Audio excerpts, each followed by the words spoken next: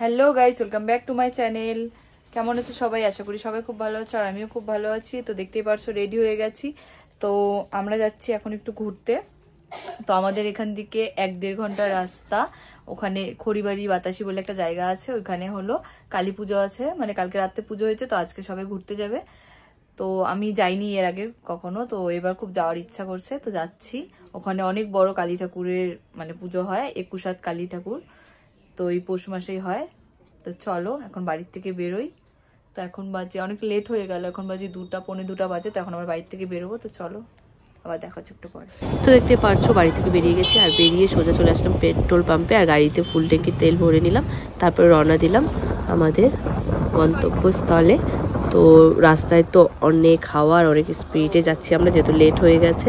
তো রাস্তা আর কি দেখাবো, তো চলো একবারে তোমাদের সাথে ওখানে পৌঁছে তারপর দেখা হচ্ছে।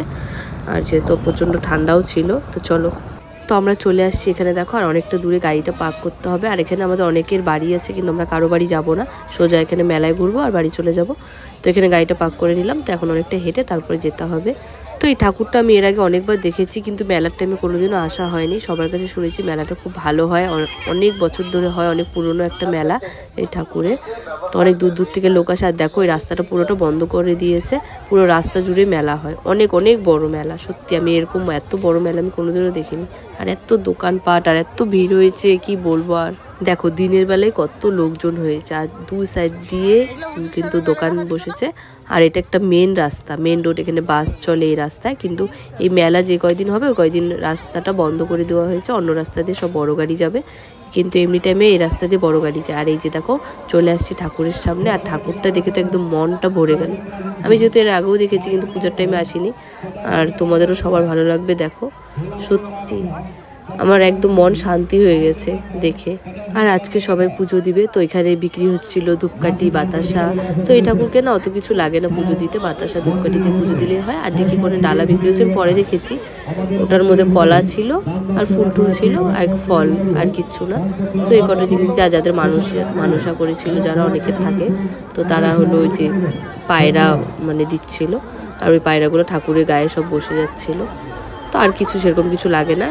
তো কলা দিয়ে দেখি বাতাসা আর কলা দিয়ে ধূপকাঠি মোমবাতি দিয়ে পুজো দিচ্ছিল, সবাই ছুঁড়ে ছুঁড়ে দেয়, সেরকম কিছুই লাগে না পুজো দিতে। তো আমিও দিয়ে দিলাম। তো দেখো তোমাদেরকে সামনের থেকেও দেখাবো।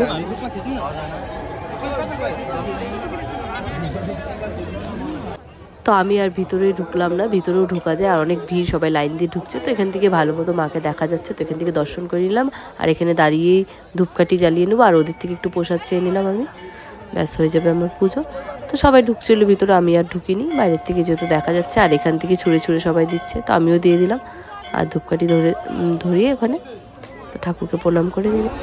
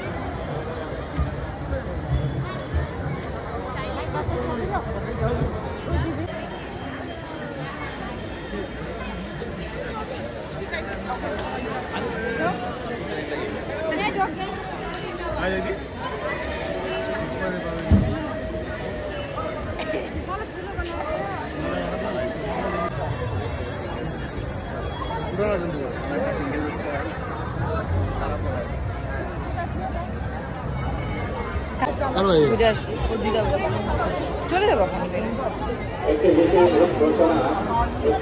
ঘোষণা মেলার যে সকল দোকানদাররা ভারতীয় সিংহ রবীন্দ্রপুর থেকে আগত মায়ের নামে 100 টাকা দান করলেন।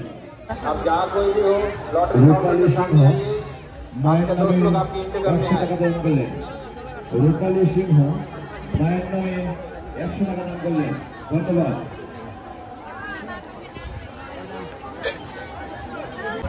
দেখো কত ভিড়, এই দিনের বেলায় এত ভিড়, শুধু মাথা দেখা যাচ্ছে। আমরা যখন আসলাম একটু কম ছিল, মানে যত টাইম হচ্ছে আরো ভিড় বাড়ছে। আর এই পাশেও যাচ্ছি আমরা এখন, আর এই পাশেও সেম অবস্থা, দোকানপাট সেম ভিড়। এই পাশটা ঘুরে আসলাম। এই যে দেখো আবার ঠাকুরের সামনে দিয়ে আমরা এদিকে যাচ্ছি, কারণ আমরা এখন চলে যাবো এখান থেকে। আমাদের ঘোরা হয়ে গেছে, পুজো দেওয়া হয়ে গেছে, তো মেলাটা একটু ঘুরে এই যে দোকানপাটগুলো দেখতে দেখতে চলে যাব বাইরের দিকে।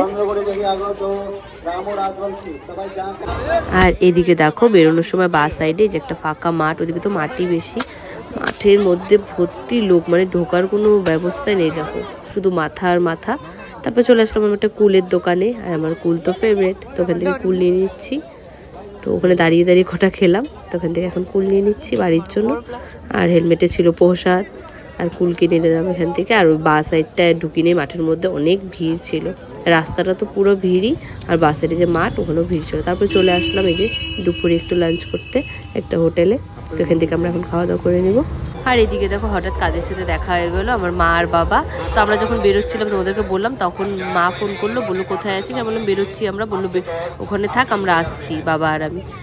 তো ওখানে একটু অপেক্ষা করলাম, ঘোরাঘুরি করলাম। তারপরে দেখো সন্ধ্যা লেগে গেছে মারা আস্তে আস্তে, কারণ অনেকটাই দূর আমাদের বাড়ির থেকে। আর এই যে দেখো রাত, তো ভাবলাম রাতের মেলাটাও দেখে যাই, দিনের বেলা যেহেতু আসছি। তো রাতে আবার মা বাবার সাথে আবার যাচ্ছি। তো আমরা এখানে অপেক্ষা করছিলাম, একটা ফ্রেন্ডের দোকানে ছিলাম। তো মা বাবাকে নিয়ে যে আবার আসলাম মন্দিরে। তো মার অনেক আসার ইচ্ছা ছিল, তো বাবা যেহেতু ছিল না তখন দোকানে ছিল, তো বাবা আসছে দোকান থেকে, তারপরে মা আর বাবা দুজনে চলে আসছে।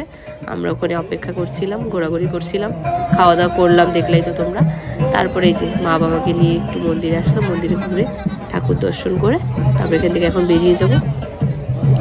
তো আমরা চলে আসছিলাম বাড়িতে, কিন্তু মা আর বাবা ওখানে একজনের বাড়িতে ছিল, মানে আমাদের একটা রিলেটিভ আছে ওখানে ছিল, আর আমি শিলিগুড়িতে ব্যাক করছিলাম।